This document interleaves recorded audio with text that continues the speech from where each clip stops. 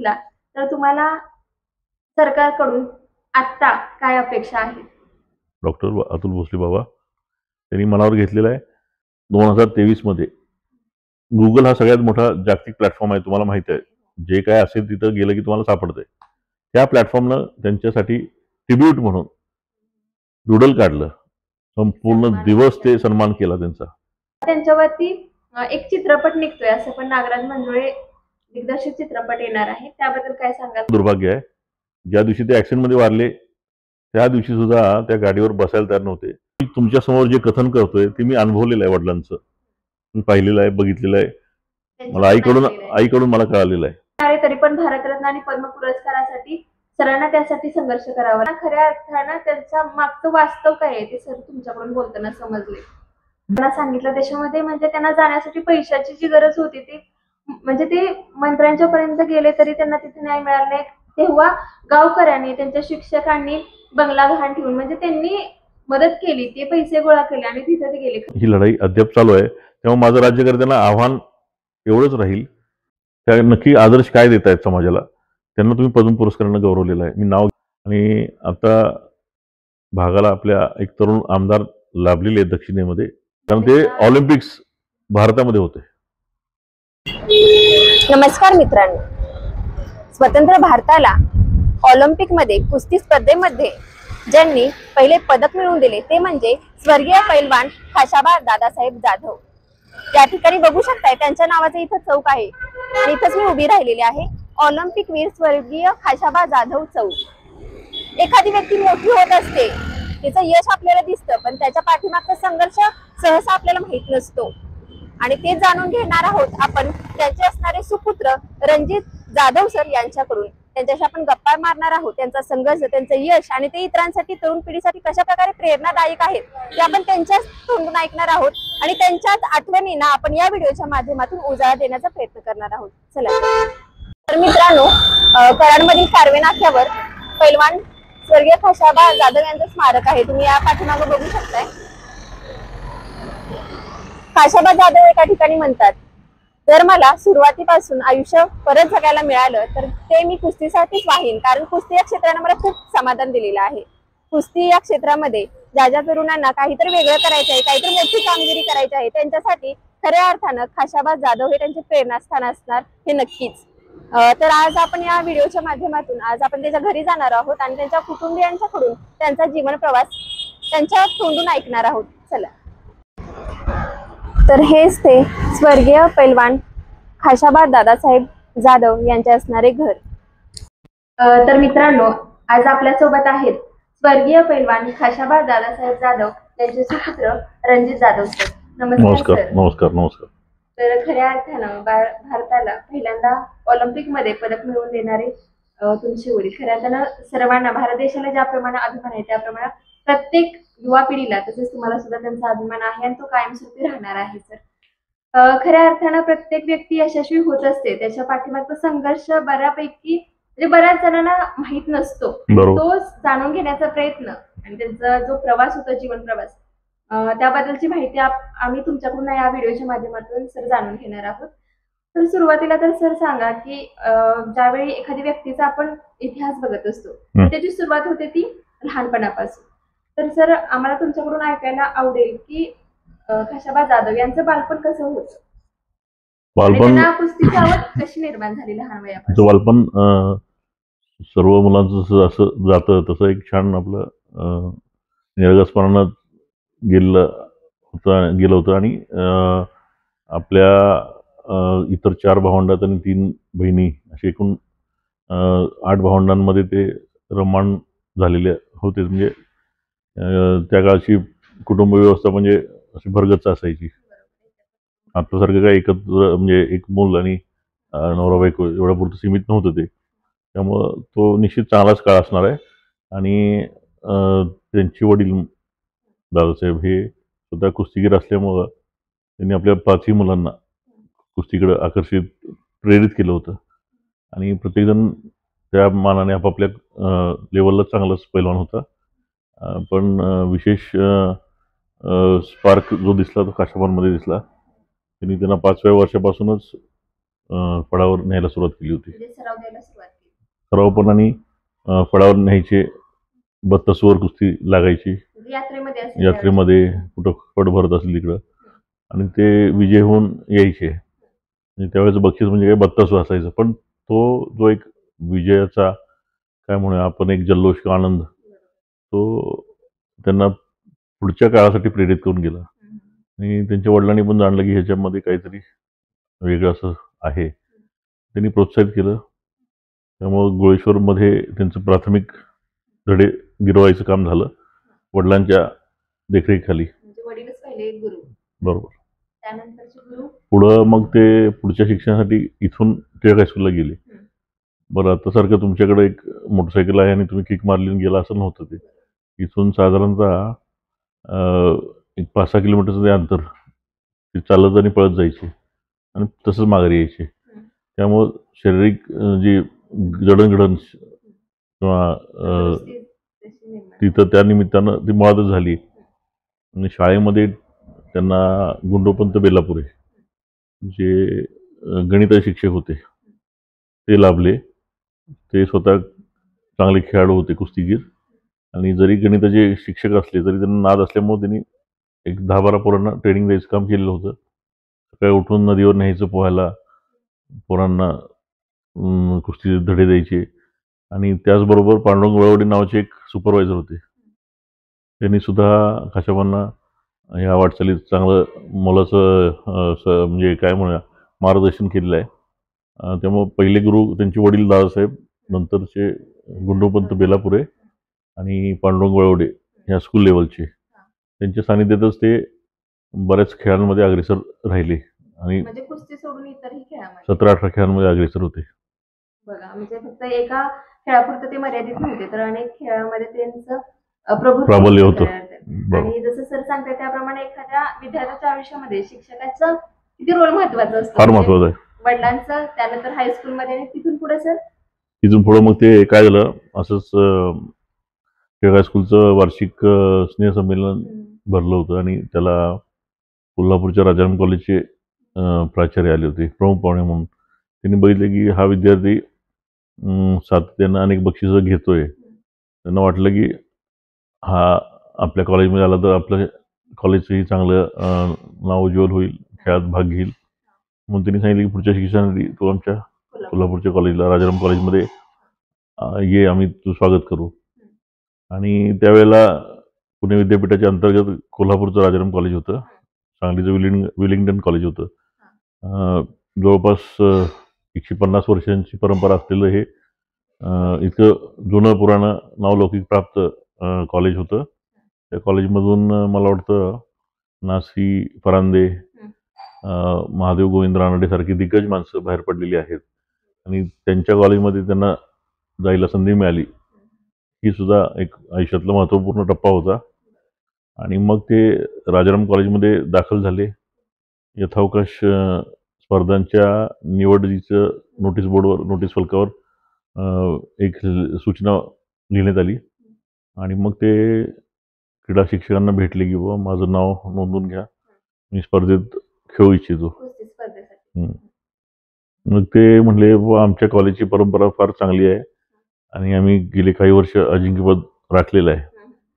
तुझ्यासारख्या नौख्या आणि अशा पोराला संधी देऊन आम्हाला नाव कमी करायचं नाही, गमवायचं नाही आहे. काय म्हणले की बाबा मला संधी तरी द्या आणि मग मी जिंकलो तर मी पुढच्या वाटचालीला जाईन किंवा हारलो तर बाजूला जाईन. त्यांनी काही ते ऐकलं नाही. मग हे काहीच बोलले नाहीत. फक्त त्यांनी आपलं एक मत प्रिन्सिपलच्या कानावर घातलं की मला संधी दिली असती तर बरं झालं असतं. ते ऐकून प्रिन्सिपल स्वतः स्पोर्ट्स टीचर डायरेक्टरना म्हणले की बाबा त्यांना संधी देऊन पहा, काय होते बघूया आपण. संधी मिळाली पहिल्यांदा. आणि मग त्यांनी आपल्या गटातल्या पैलवानांना चितपट केलंच, पण वरिष्ठ वजनातल्या पैलवानांना सुद्धा चितपट केलं आणि सगळे अचंबित झाले की बाबा पोरामध्ये काहीतरी वेगळं स्पार्क आहे. आणि मग तिथून ते आंतरविद्यापीठ स्पर्धा, इतर स्पर्धांमध्ये भाग घेत होते आणि ते नुसते कुस्तीमध्येच अजिंक्य होते असं नाही, तर भालाफेकमध्ये होते, हातोडा फेकमध्ये होते, आणखीन काही खेळांमध्ये ते अग्रेसर राहिले. अनेक प्रकारामध्ये. आणि त्याच्यानंतर ऑलिम्पिकचा प्रवास, ते पहिल्यांदा लंडनला गेले होते 1948. हम्म. तिथून मग हेल्सिंकी, तिथे त्यांना पदक मिळालं. तिथं तो प्रवास कसा होता? म्हणजे नुकतंच भारताला स्वातंत्र्य मिळालं हो. होतं, देश उभारत होता आता त्यावेळेस. बघा, कोणत्याही व्यक्तीच्या आयुष्यामध्ये एक ध्येय असतं, मला काय करायचंय. म्हणजे प्रत्येकाने एक स्वप्न पाहिलेलं असतं की बाबा मला अमुक क्षेत्रात कार्यरत व्हायचं आहे. तसं त्यांचा खेळ हा त्यांचा मुख्य गाभा होता आणि त्यात त्यांना एक ऑलिम्पिक्स ही सर्वोच्च स्थान होतं. या ठिकाणी स्पर्धेत भाग घ्यायचा आहे. आणि मग तिथं असताना कोल्हापूर स्पोर्ट्स असोसिएशनशी संलग्न झाल्यानंतर ते सिलेक्शन स्टाईलला उतरले ऑलिम्पिक्सच्या. पण तत्पूर्वी कराडच्या टिळक हायस्कूलमधनं ते 48 साली गेले होते लंडन ऑलिम्पिक्सला. देश स्वतंत्र झाल्यानंतर त्वरित एका वर्षात. आणि स्टँडहर्स्ट नावाची एक बोट होती, त्या बोटीतून 22 दिवसांचा प्रवास झाला समुद्रातला. आणि त्या दरम्यान रीस गार्डिनर नावाचे एक अमेरिकन कोच होते. त्यांचे आपसात जेव्हा खडाखडी चालायची म्हणजे प्रॅक्टिस, मग त्यांनी पाहिलं की हा पोराला जरा गायडन्सची गरज आहे, चांगलं पोरग आहे. त्यांनी त्यांना जुजबी ट्रेनिंग दिलं एक 10-15 दिवसात. आणि त्याचा आधार घेत, काही पूर्वानुभव नव्हता आंतरराष्ट्रीय दर्जाच्या स्पर्धांचा, आपल्याला मॅट वगैरे असायचा काही संबंध नव्हता. त्या जुजबी मॅटवरच्या जुजबी ट्रेनिंग आणि इच्छाशक्ती जोरावर ते 6वी आले 1948 साली. कारण भारत ऑलिम्पिक्स चालू झालं 1896 सालापासून. आणि आपण तदनंतर ऑलिम्पिक्सला सहभागी व्हायला सुरुवात केली. आणि ऑलिम्पिक्समध्ये आपलं हॉकीचं वर्चस्व होतं, ते सोडलं तर आपण कुठेही नव्हतो. 1902 साली 1904 साली नॉर्मन प्रिचर्ड नावाचं 1912 साली नॉर्मन प्रिचर्ड नावाचा एक अँग्लो इंडियन व्यक्ती होता, ज्याची आई भारतीय आणि वडील दुसऱ्या ह्याचे, अशा पद्धतीचे ते नॉर्मन प्रिचर्ड ब्रिटिश इंडियाकडून भारताचं प्रतिनिधित्व त्यांनी केलं 1912च्या पॅरिस ऑलिम्पिक्सला. त्यावेळेला त्यांना सिल्वर मेडल मिळालं. पण ते पूर्णतः भारतीय नसल्यामुळं ते भारतामध्ये गणले जात नाहीत. आणि आपली ही कामगिरी जी झाली 6वा क्रमांक, तो त्या दरम्यानचा सर्वोच्च वैयक्तिक पातळीवरचा आपला परफॉर्मन्स होता. आणि आपल्यासाठी एक मोठं अप्रूप असणारं काम होतं. आणि खाशाबांनी ठरवलं की मी 6व्या स्थानापर्यंत पोहोचलोय, पुढच्या ऑलिम्पिक्सपर्यंत निश्चितपणानं मला त्या पोडियमवर म्हणजे विजयी मंचावर उभं राहायचंय. नंतर पदक पुढचं ध्येय पाहिलं. आणि त्या विजयी मंचावर गेल्यानंतर जी धून वाजते आपली राष्ट्रगीत, ते वाजलं पाहिजे हे एक त्यांच्या मनात घेतलं होतं. आणि मग काय, ते कोल्हापूरला माघारी आल्यानंतर कॉलेजला गेले. सुरुवात कशी झाली ती तुम्हाला सांगितलीच. मग सिलेक्शन ट्रायल्सला उतरले. सिलेक्शन ट्रायल्सला गेल्यानंतर कोल्हापूर स्पोर्ट्स असोसिएशनच्या मार्फत त्यांची जेव्हा नॅशनल सिलेक्शन ट्रायलमध्ये चाचणी झाली, तेव्हा जे विरोधक खेळाडू होता, तेव्हा त्या विरोधकाला त्यांनी लिलाय पराभूत केलं. मात्र त्या पैलवानानं सांगितलं की मी तयार नव्हतो. पुन्हा एकदा ती ट्रायल झाली, दुसऱ्यांदा पुन्हा एकदा त्यांना लिलाय पराभूत केलं. तरी सुद्धा तो मान्य करायला तयार नसल्यामुळे तिसऱ्यांदा ट्रायल झाली. तिसऱ्यांदा त्यांनी चितपट केलं. पण एवढं सगळं होऊन त्यांच्यावर अन्याय झालाच आणि त्यांचं नाव बाजूला काढण्यात आलं. म्हणजे जी टीम जाणार हेल्सिंकीला, टीममध्ये त्या गटात ते नव्हते. मग परत त्यांनी महाराजा पतियाला पत्र पाठवलं आणि सांगितलं असं असं झालेलं आहे, आपण कृपया ह्यात लक्ष घालावं. महाराजांनी पुन्हा एकदा ती निवड चाचणी आयोजित केली. पुन्हा एकदा ते विजयी झाले आणि मग त्यांचं सिलेक्शन त्या टीममध्ये झालं. म्हणजे एखाद्या व्यक्तीला किती अन्याय किंवा किती संघर्ष करावा लागतो. हा, तर त्यावेळी त्यांनी म्हटलं असं की 2-3 वेळा एवढं सिलेक्शन होऊन पण म्हणजे एवढं सिलेक्शन झाले तरी पण माझ्या अन्याय होतोय, नाहीच मी जात, असं पण विचारायला असतं तर कदाचित जे स्वप्न भारताला म्हणजे जे त्यांनी खऱ्या अर्थानं ज्याचा आपल्याला आता अभिमान वाटतोय ती गोष्ट झालीच नसते. बरोबर. आणि जे तुम्ही महाराजांना सांगितलं त्यांनी पण सपोर्ट केला, पुन्हा त्यांना हो, संधी हो, हो. दिली आणि त्याच्यातूनच ते हेलसिंकीला म्हणजे गेले, त्यांनी कोणीतरी केलं. एखादी चांगली व्यक्ती असते जी परिस्पर्श लाभल्यासारखी काम करते आणि नक्कीच सर. काहीतरी समोरच्या माणसाकडनं चांगलं लाखमोलच काम घडतं. तसंच झालंय. त्याची निर्मिती महाराज ऑफ पतियाला यांनी केली असं मला वाटतं. आणि मग ते हेलसिंकीला जाण्यासाठी पैशाचा विषय आला. 8,000 रुपये त्यावेळी लागणार होते. कोल्हापूरचे एक माणगावे गुरुजी होते, त्यांचं सिलेक्शन झालं होतं. सातारचे श्रीरंग जाधव होते.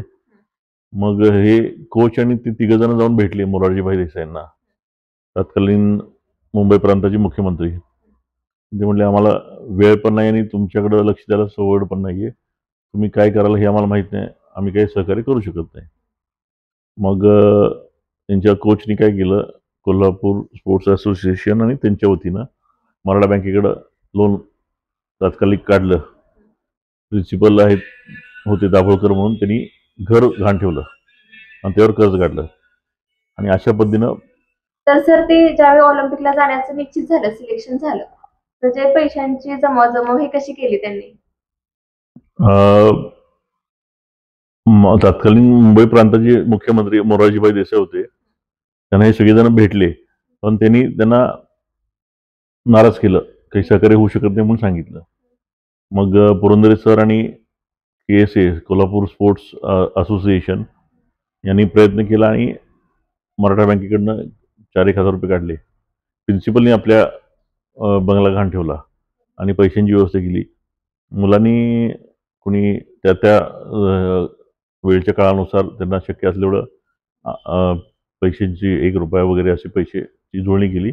कारण ते पावती पुस्तक त्यांचं जे होतं छापलेलं, त्याच्या पावत्या आमच्याकडे अजून शिल्लक आहेत. त्याच्यामुळे सरळ लिहिलं की मला आपल्याकडून हेलसिंकी ऑलिम्पिक्सला जाण्यासाठी मदत झाली, मी आपला आभारी आहे, आपला नम्र खाशाबा जाधव.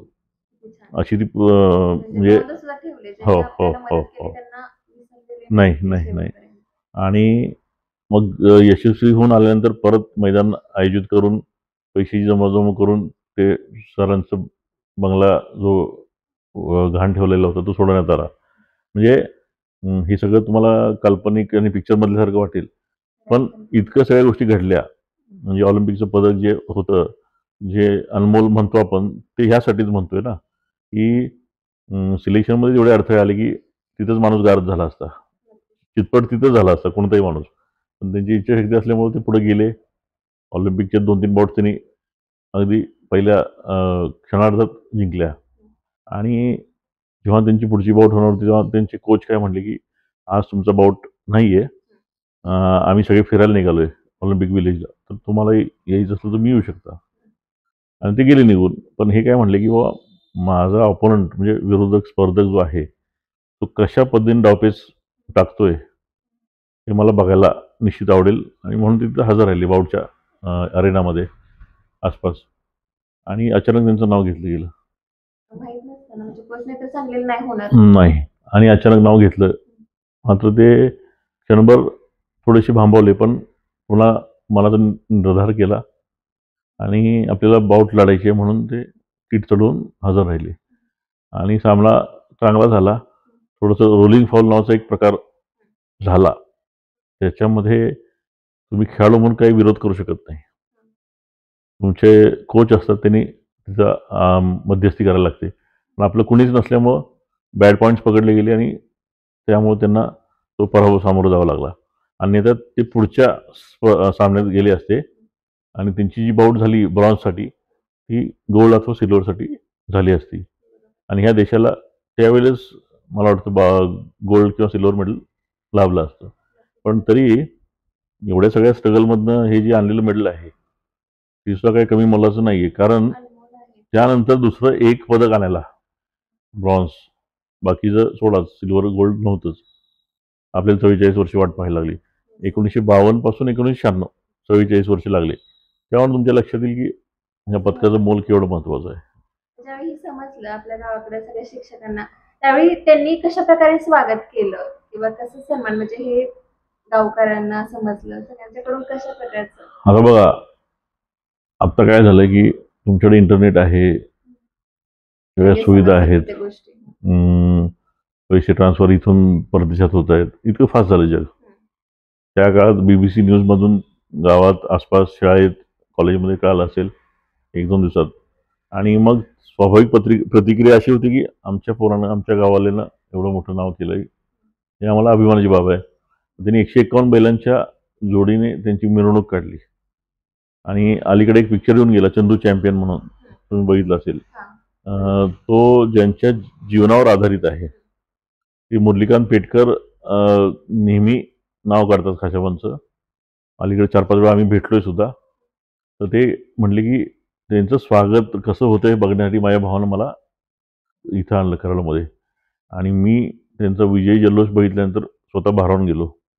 आणि मी ठरवलं की मी सुद्धा ऑलिम्पिकला जाणार आणि पदक आणणार आणि असंच माझं स्वागत होणार. म्हणजे आपण चैतन्य पेटवायचं काम करतो ना, जागृती करतो, तसं खाशाबांचं यश पाहून ही व्यक्ती भारावून गेली.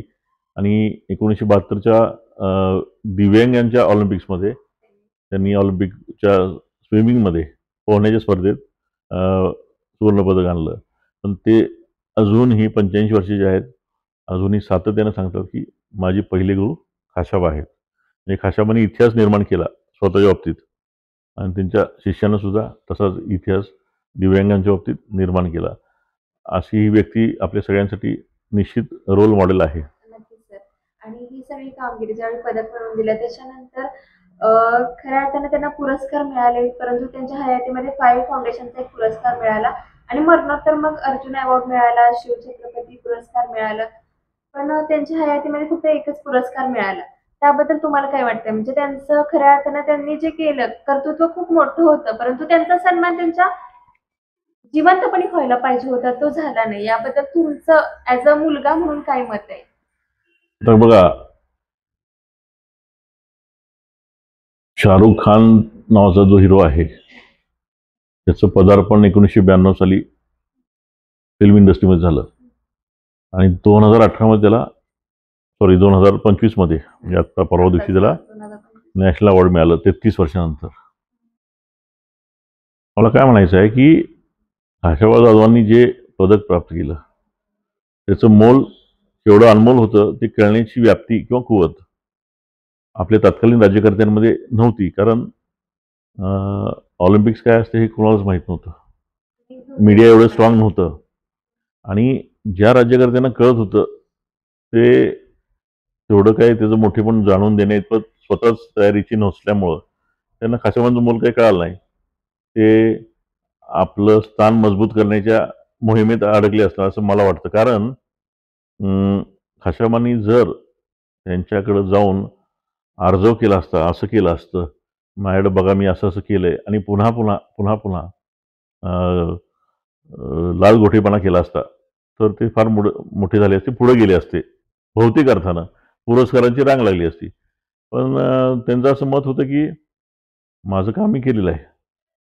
आणि भागात जेवढे त्या काळातले आमदार, खासदार, मंत्री असतील ते सगळे मराठी होते. 96 कोळी मराठी, खाशाबा मराठा समाजातले. आणि आपल्या एका मराठा समाजातल्या पोरानं एवढं मोठं काम केलेलं आहे याचं जाण भान ह्या खारमधून त्यावेळेला एक मुख्यमंत्री होऊन गेले, त्यावेळेला उपराष्ट्रपती उपपंतप्रधान होऊन गेले. माझे मामा असणारे यशवंतराव मोहिते ते 17 वर्ष मंत्री होते. राजाराम बापू पाटील होते किंवा सांगलीचे वसंतदादा पाटील होते. या सगळ्यांना संधी होती खाशाबांना मोठं करायची. पण का कोणास ठाऊक ते घडू शकलं नाही. मला इथं अजून एक मुद्दा सांगायचा आहे की खाशाबा जेव्हा ऑलिम्पिक्समधून आले पदक घेऊन तर सगळा मान सन्मान सगळं झाला त्या काळाला अनुसरून. पण फार मोठं आता जे कसं परवा दिव्या देशमुखनं पदक प्राप्त केलं चेसमध्ये, लगेच मुख्यमंत्री तिकडे गेले नागपूरला आणि संपूर्ण शहरानं मिरवणूक काढली, अनेक प्रकारचे बक्षिसं, हे सगळं चालू झालं. पण खाशाबांच्या बाबतीत मी तुम्हाला म्हटलं 151 बैलांची मिरवणूक सोडली तर बाकी काही त्यांच्या पदरी कौतुक नाही झालं. मात्र ते पदक त्यांनी त्यांच्या गुरुच्या आणि त्यांच्या पत्नीच्या पायावर अर्पण केलं. का तर ती त्यांची प्रती असणारी एक विनम्र अभिवादन माझ्या गुरूंच्या मौलाच्या मार्गदर्शनामुळे मी इथवर पोचलोय. आता ही भावना आता किती तुमच्या लोकांमध्ये दिसते मला, असा एक मुद्दा सांगायचा आहे. कारण विनम्रता जर असेल तर तुम्ही मोठे होऊ शकता, घडू शकता. त्यामुळे हा एक गुण येणाऱ्या पिढीतल्या पोरांनी निश्चित घ्यावा असं मला वाटतं.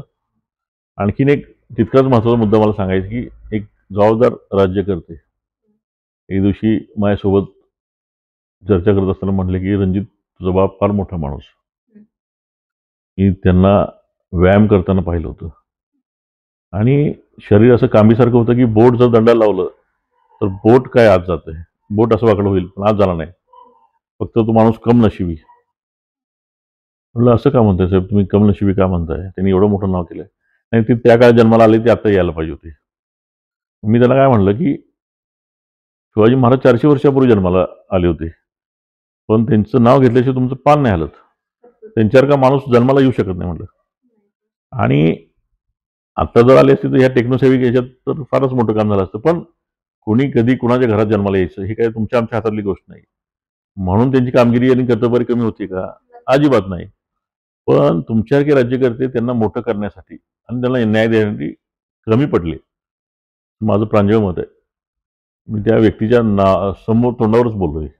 ही एक वस्तुस्थिती आणि आठवण आहे. आणि तत्कालीन परिस्थितीचं त्यावेळी खऱ्या अर्थानं दुर्दैव म्हणायला पाहिजे अशा गोष्टी होणं. म्हणजे एवढं मोठं काम असून पण त्या कामाला न्याय देता आला नाही व्यवस्थित त्यावेळेच्या. दुसरी गोष्ट म्हणजे ज्यावेळी त्यांनी ऑलिम्पिक पदक मिळवून ते इथे आल्यानंतर पण त्यांना पोलीस पदी म्हणजे त्यांचं नेमणूक झाली, म्हणजे त्या सेवेमध्ये त्यांना रुजू करण्यात आलं. खऱ्या अर्थानं अशा प्रकारचं पदक मिळवून आल्यानंतर खऱ्या अर्थानं अनेक शिष्यांना त्यांचा उपयोग व्हायला पाहिजे होता, कुस्तीच्या ज्ञानाचा, कौशल्याचा. ते त्या क्षेत्रात आले असते तर अजून त्यांनी पदक मिळवलं, ते दुसऱ्यांसाठी अजून आपल्या भारताला अशीच पदक मिळवण्यासाठी एक मार्ग मिळाला असता, मार्गदर्शन मिळालं असतं. पण तसं न होता त्यांना पोलीस म्हणजे उपनिरीक्षक म्हणून त्यांना सेवेमध्ये ते सुद्धा तात्कालिक मुंबई प्रांताचे IGP होते. कारण तिथून आल्यानंतर खाशाबांनी आपलं राहिलेलं शिक्षण पूर्ण केलं, पदवी प्राप्त केली आणि लॉच एक वर्ष चालू असताना तात्कालिक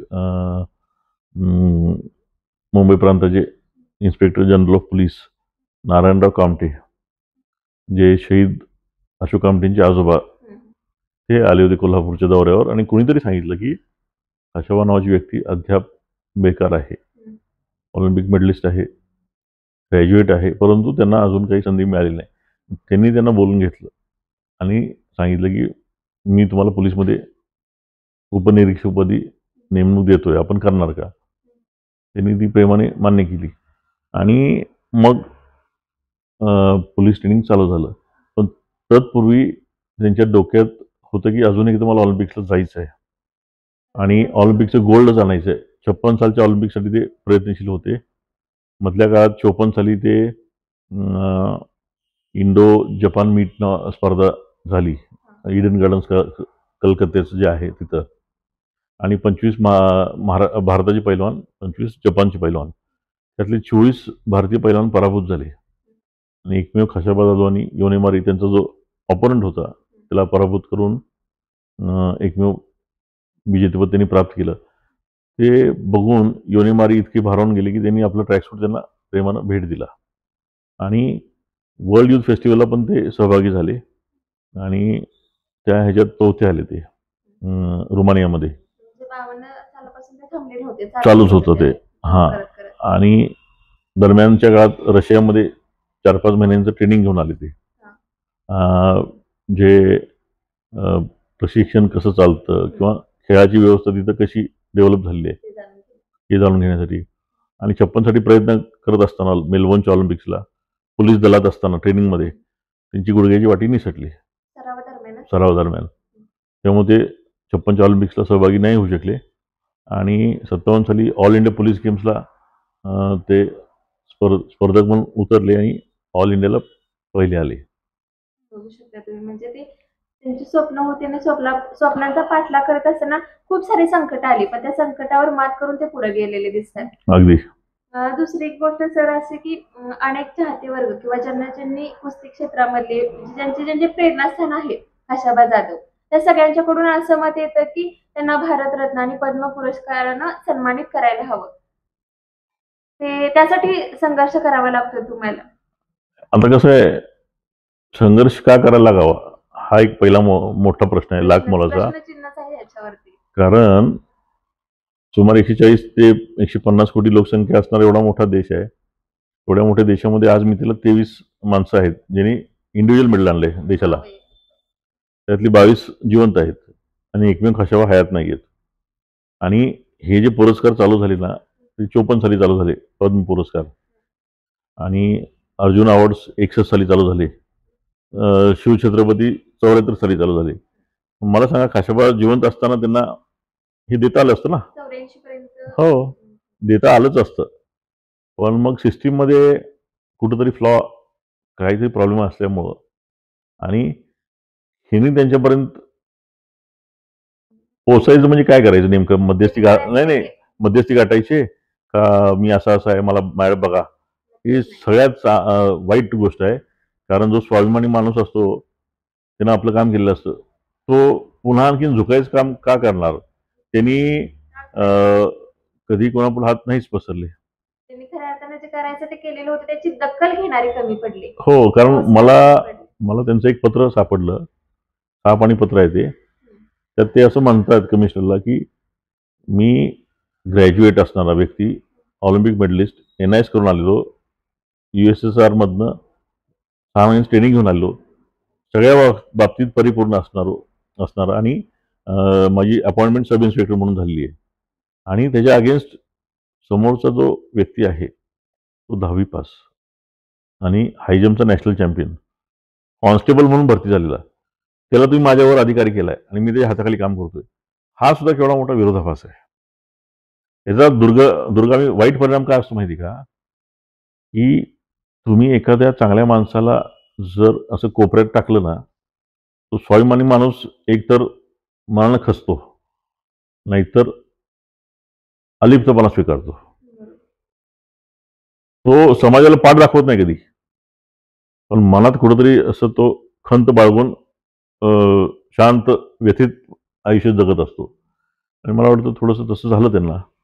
आता मला असं वाटतं की खाशाबांनी ती नोकरी सुद्धा सोडायला हवी होती त्यावेळेला, आणि स्वतंत्ररित्या आता बघा जागोजागी कुस्तीची मैदानं होत आहेतच, परंतु प्रशिक्षण केंद्र म्हणजे पुण्यासारख्या ठिकाणी पाहतोय आपण, तालमी निघाल्या, म्हणजे व्यापारीकरण झालं थोडंसं, प्रोफेशनलिझम.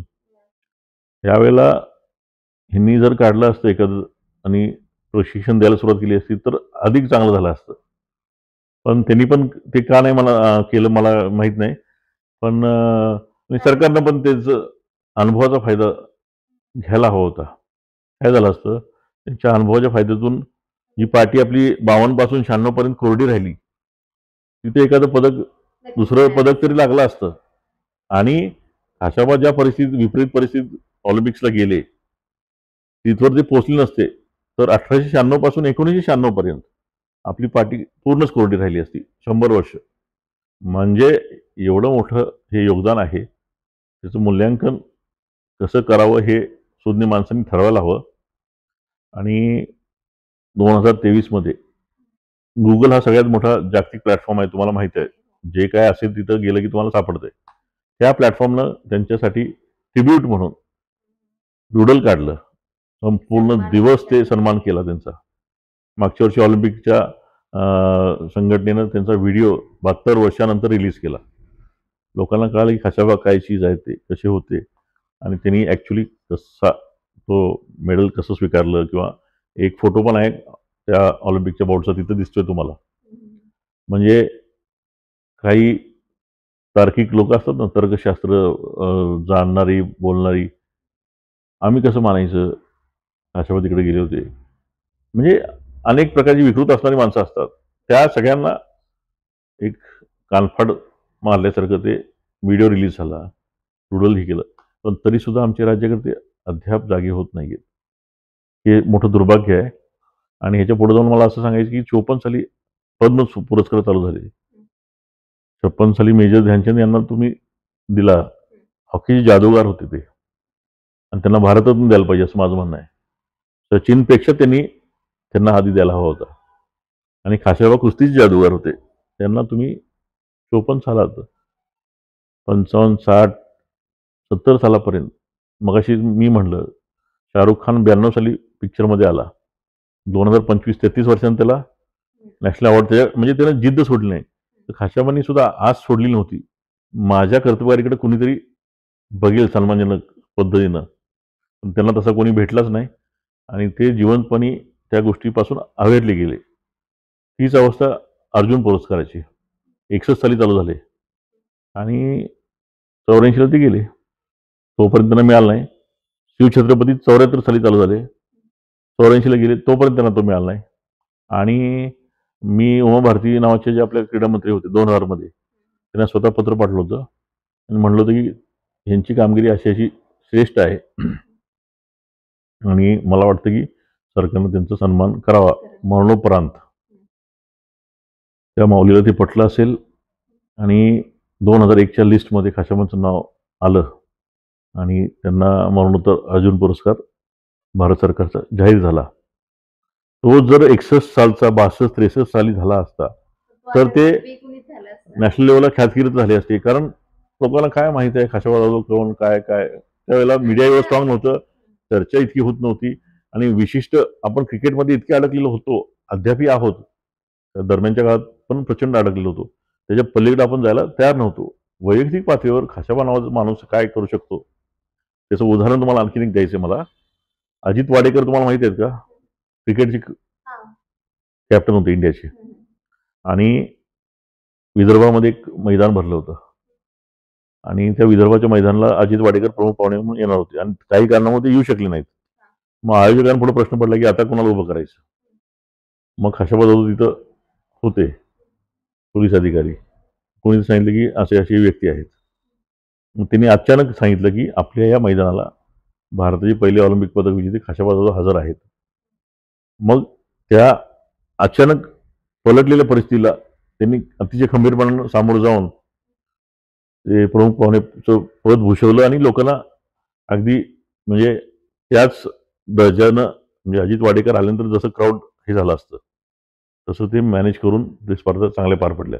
म्हणजे खाशाबांकडं ते गट्स होते, इच्छाशक्ती होती, फक्त तुम्ही त्यांना व्यवस्थित सन्मानानं हे करायला हवं होतं, हे केलं गेलं नाही. आणि खऱ्या अर्थानं खाशाबा जाधव यांचं कार्यकर्तृत्व एवढं आहे, जरी दुर्लक्षित त्या काळात सन्मान झाला असेल, त्यांना अतिशय आनंद झाला असं त्यांच्या जोपर्यंत ते होते तोपर्यंत. मनानंतर मिळालेच, परंतु तुमचा हा संघर्ष असा चालू राहणार आहे आणि सगळे आम्ही तुमच्या सोबत आहोत की त्यांना खऱ्या अर्थानं न्याय मिळायला पाहिजे. आणि सर, त्यांच्यावरती एक चित्रपट निघतोय, असं पण नागराज मंजुळे दिग्दर्शित चित्रपट येणार आहे, त्याबद्दल काय सांगाल? नागराज मंजुळे ख्यातकीर्त दिग्दर्शक आहेत आणि 2018 मध्ये आम्ही त्यांच्यासोबत चर्चेत आलो आणि त्यानंतर आमचा करार झाला.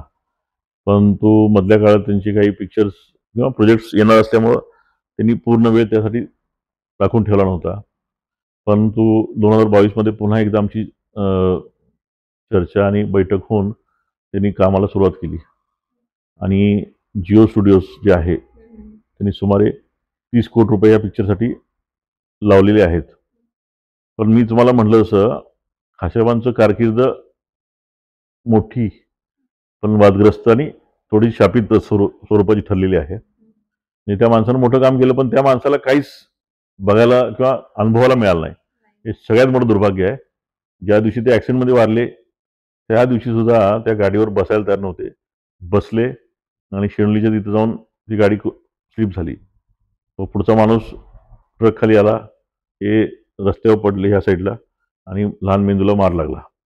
तशाही स्थितीत ते उभे राहायचा प्रयत्न करत होते आणि समोरून एक पोलीस व्हॅन आली, त्यात बसून त्यांनी मांडीवर डोकं ठेवून त्यांना आणलं कराडपर्यंत आणि कारवे चौकी आहे तिथं नाकातोंडात रक्त आलं आणि इथं येईपर्यंत प्राण सोडला त्यांनी.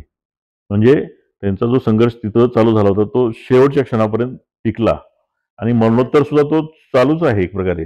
म्हणजे ते नाहीत, म्हणजे जिवंत स्वरूपात नाही येते, परंतु त्यांचं काही ना काहीतरी असं चालूच आहे. आता पिक्चर येतोय, येऊ घातलाय, 70% काम पूर्ण झालं आणि अचानक पुस्तक लिहिणारा लेखकच उठून उभा राहिला. अचानकच. हा, संजय दुधाणे नावाचे एक लेखक, हा त्यांनी लिहिले त्यांनी पुस्तक. पुस्तक लिहिलं. आता पुस्तक लिहिलं, आता हे मी तुमच्या समोर जे कथन करतोय ते मी अनुभवलेलं आहे, वडिलांचं मी पाहिलेलं आहे, बघितलेलं आहे, मला त्यांच्याकडून ऐकलेलं आहे. आईकडून मला कळालेलं आहे. ते मी तुम्हाला सांगतोय. तुम्ही आता व्हिडिओ करताय किंवा पुस्तक 4 वेळी लिहिल्या, तरी सुद्धा ते तुम्ही कॉपीराईट म्हणून म्हणलात की माझ्यावरच आधारित पिक्चर निघालाय, तर ते चुकीच होतंय. आणि संजय दुधाणेंना सगळी माहिती पुरवून ते अचानक उभे राहिले आणि म्हणले की पिक्चर माझ्यावर, पुस्तकावर आधारित आहे. आणि कोर्टात गेले. ते कोर्टात गेल्यानंतर थोडा स्टे आला कामाला, पण यथावकाश स्टे निघाला, केस हारले ते, आणि आता काम परत पूर्ववत चालू झालेलं आहे. आणि तिथं पण संघर्ष नोव्हेंबर-डिसेंबर पर्यंत हा पिक्चर रिलीज होईल. माझ्या माहितीनुसार सगळ्या गोष्टी अनुकूल असतील तर 15 तारखेला बहुतेक टीजर येईल. ट्रेलर हा, टीजर म्हणजे एक 2-5 मिनिटाचं असतं ना, हा तसं प्रकारे. तसं येईल. त्यामुळं खाशाबांची ही संघर्षमय गाथा समोर आलीच पाहिजे. आलीच पाहिजे. कारण बघा, ते ॲक्सिडेंटमध्ये वारले का नाही, तेव्हा त्यांचा ॲक्सिडेंट क्लेम दाखल झाला. 84 ची गोष्ट आहे. तर मी लहान होतो, मला काय माहीत नव्हते, आईला पण काही कल्पना नव्हती. आमच्या मामाने केस दाखल केली आणि 87 मध्ये निकाल लागला.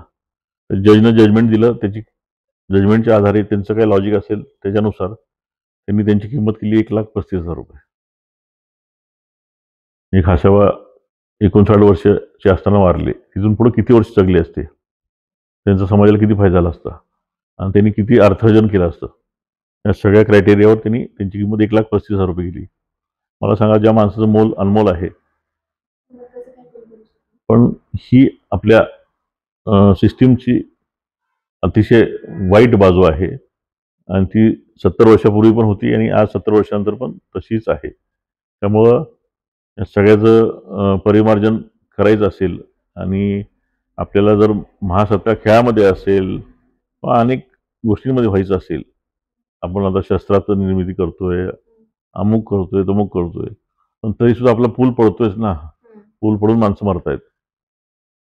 म्हणजे मुख्य गाभा जो आहे तो अजूनही कुठंतरी हलतोय. त्याकडं निश्चितपणाने या राज्यकर्त्यांनी आणि प्रशासन चालवणाऱ्यांनी लक्ष देणं गरजेचं आहे. तर येणाऱ्या काळात प्रत्येक क्षेत्रामध्ये आपण कुठेतरी अग्रेसर होऊ असं मला वाटतं. सरांच्याकडून ऐकताना आपल्याला समजलं, खऱ्या अर्थानं बालपणापासून तिथं ऑलिम्पिकच्या तिथं पदक आणायला जाईपर्यंत तोपर्यंत असणारा संघर्ष, तिथून परत आल्यानंतर जॉबसाठी करावा लागणारा संघर्ष, त्याच्यानंतर हयातीमध्ये पण त्यांना कुठलाही सन्मान नाही मिळाला. मरणानंतर त्यांच्या पुरस्कार मिळाले तरी पण भारतरत्न आणि पद्म पुरस्कारासाठी सरांना त्यासाठी संघर्ष करावा लागला. म्हणजे त्यांचा संघर्ष हा खऱ्या अर्थानं शेवटच्या क्षणापर्यंत आत्ताही खऱ्या अर्थानं वडिलांसाठी, तर स्वतःच्या वडिलांसाठी संघर्ष करत आहेत. त्या पिक्चरचं पण आपण बघितलं. म्हणजे खऱ्या अर्थानं अशा व्यक्तीला ज्यावेळी आपण ऐकतो त्या आठवणी नाही, ते प्रेरणा म्हणत असताना खऱ्या अर्थानं त्यांचा मागचं वास्तव काय आहे ते सर तुमच्याकडून बोलताना समजले. आणि दुसऱ्या गोष्ट सरांनी बोलताना सांगितलं त्याच्यामध्ये, म्हणजे त्यांना जाण्यासाठी पैशाची जी गरज होती ती, म्हणजे ते मंत्र्यांच्या पर्यंत गेले तरी त्यांना तिथे न्याय मिळाला नाही. तेव्हा गावकऱ्यांनी, त्यांच्या शिक्षकांनी बंगला गहाण ठेवून म्हणजे त्यांनी मदत केली, ते पैसे गोळा केले आणि तिथे ते गेले. खऱ्या अर्थानं ते परिस्थितीचं किंवा तत्कालीन परिस्थितीचं दुर्दैव म्हणावं लागेल आणि हे खऱ्या अर्थानं बदललं पाहिजे. कुठलाही व्यक्ती पुढे जात असेल तो देशासाठी जात होता आणि खऱ्या अर्थानं खाशाबा जाधव यांना प्रसिद्धी नको होती, पैसा नको होता. तसं असतं तर त्यांनी काय काय मार्ग केले असते तिथून परत आल्यानंतर. ते देशासाठी खेळले, देशाचा अभिमान, तिथं भारत देशाचा तिरंगा फडकवण्यासाठी खेळले ते. आणि अशा व्यक्तींना खऱ्या अर्थानं प्रत्येकानं, राजकर्त्यांनी या सगळ्यांच्याकडे लक्ष दिलं पाहिजे. काय पाहिजे असतं, पैसा जरी नाही देऊ शकला तरी कौतुकाची थाप आणि पुढे जाण्यासाठी आम्ही आहोत हे शब्द पण खूप महत्वाचे फार ठरले. महत्वाचे, फार महत्वाचे. आणि ते झालं नाही, खऱ्या अर्थानं खूप दुर्दैव म्हणावं लागेल. आणि चित्रपट आल्यानंतर ही सगळ्यांच्या पर्यंत पोहोचल्यानंतर अजून त्याला आणखी गती मिळेल पुरस्कार मिळण्यासाठीचा. आणि ते जे कार्य केलंय ते कधीही न संपणार आहे.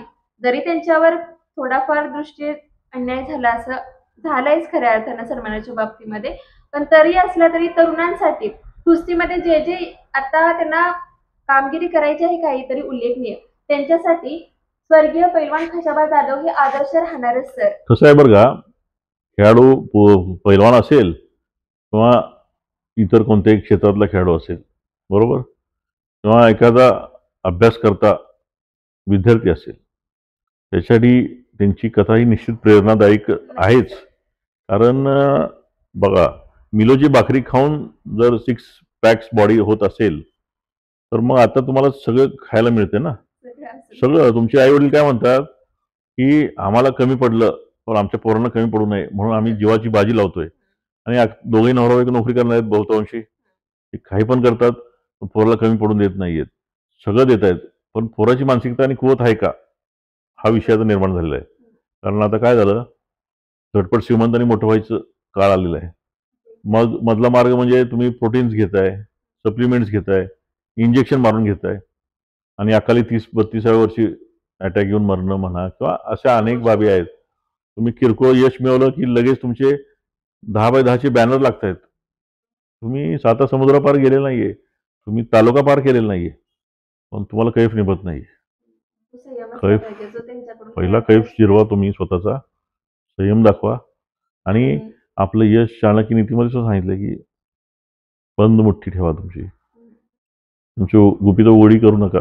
तुमचं ध्येय आहे ते सक्सेस झाल्यानंतर जगाला कळू द्या. तोपर्यंत म्हणजे आधीच आता इथं सध्या समाजामध्ये हे प्रकार जास्त दिसत आहेत. त्यामुळं एक चांगला आदर्श म्हणून यांच्याकडे पाहून प्रत्येक गोष्टीकडून शिकण्यासारखं 100%. आणि बाजारच मांडायचं म्हणलं असतं तर मग काय अनेक प्रकार करता येतात. म्हणजे रस्त्यावर उतरून करता आलं असतं पण ती त्यांची वृत्ती नव्हती आणि त्यांनी ते सगळं अवेरलं, शांतपणाने जीवन व्यतीत केलं आणि शांतपणानं जीवन यात्रा संपून ते निघून गेले. पण त्यांची कर्तबगारी चांगली असल्यामुळे, श्रेष्ठ असल्यामुळे आज ते चर्चेत आहेतच. ते अमरच आहेत, त्यांचे कर्तृत्व पण अमरच राहणार आहे. आणि खरंच सर, तुमच्याशी गप्पा मारताना असं जाणवलं की खऱ्या अर्थाने त्यांच्या आठवणींना उजाळा मिळाला. ते तर श्रेष्ठ आहेत पण त्यांच्या स्मृती पुन्हा एकदा अनुभवायला असं डोळ्यापुढे ते चित्र उभं राहत होतं, कसं कसं झालं असेल. आणि खऱ्या अर्थानं मेहनत करायची तयारी असेल आणि एखादी गोष्ट करण्याची जिद्द मनामध्ये असेल तर माणूस जग जिंकू शकतो. त्याचं उदाहरण म्हणजे स्वर्गीय पैलवान खाशाबा दादासाहेब जाधव.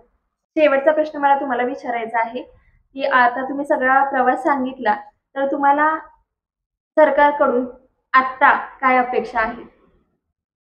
आता बघा, मी तुम्हाला म्हटलं की 54 साली पद्म पुरस्कार चालू झाले आणि 2000 पर्यंत आपल्याला, मला स्वतःला तर एवढी पक्की कल्पना नव्हती. फक्त 92 साली पृथ्वीराज चव्हाण साहेब, आपले जे माजी मुख्यमंत्री आणि खासदार होते त्यावेळेचे, त्यांनी लोकसभेमध्ये हा प्रश्न उपस्थित केला होता की खाशाबांना मरणोत्तर पद्मश्री देण्यात यावा. आणि ते कात्रण माझ्याकडे अजूनही शिल्लक आहे पेपरमधलं.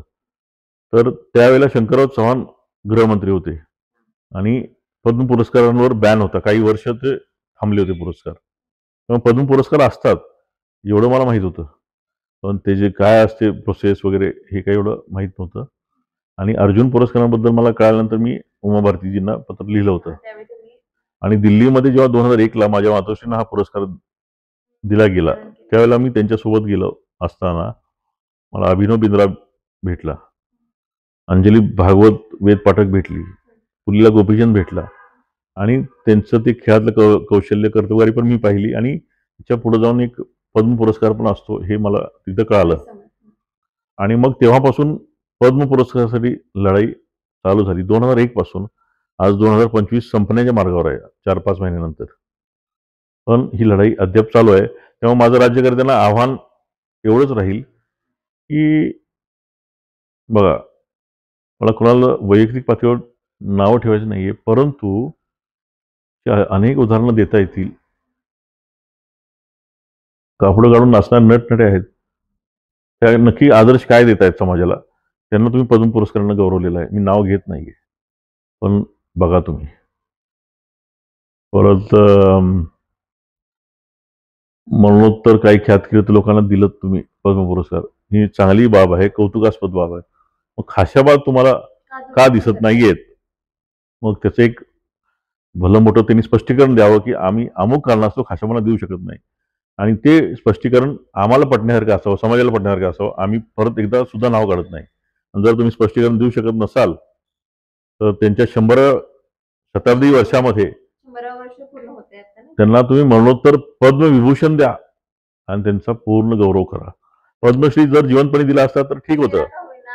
मी काय सांगतो मॅडम, पद्मश्री तुम्ही देत असाल तर देऊच नका, पद्मभूषण देऊच नका. द्यायचं असेल तर भारतरत्न द्या. भारतरत्न तुम्हाला शक्य नसेल तर पद्मविभूषण द्या आणि त्यांचा योग्य सन्मान करा. ही माझी पहिल्यांदा राज्यकर्त्यांना अट आहे, मागणी आहे. आणि महाराष्ट्राचे सुपुत्र आहेत, ते महाराष्ट्राचं भूषण आहे.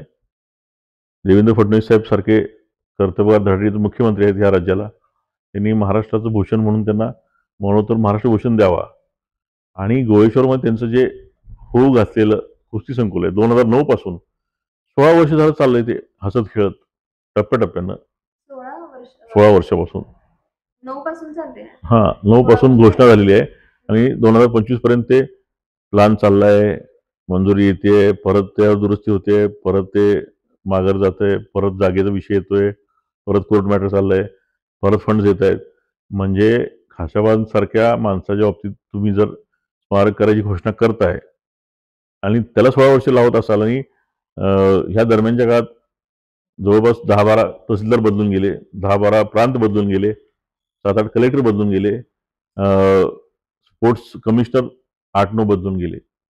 मग तुम्ही नक्की करताय काय?